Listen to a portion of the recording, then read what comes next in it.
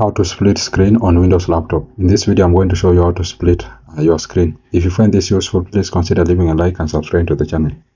Now, the first thing that you need to do is I'm going to show you using this on-screen keyboard. Now, in order to split screen, you are going to press on this Windows icon button and then this arrow, side arrow.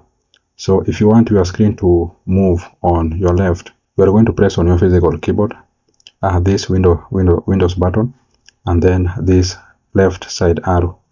That is if you want your screen or any app or any program that you are using to go on the left, and if you want it to go on the right, you are going to press again on Windows and then with this right side arrow.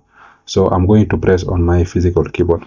Let's say I want my file explorer to go on the left, so I'm going to press on Windows icon and the left key. Then this will appear. So you are going to select the one that you want to be on the right. So let's say if you want Google to be on the right, and if you want Google to be on the left, you are going to press on the left, then press on the left. Then you can choose the one which you want to be on the right. So that's really it, guys. That's how you can split your screen on Windows laptop. I hope this video was useful, and if it was, please consider leaving a like and subscribe to the channel. Thank you guys for watching, and see you in the next one.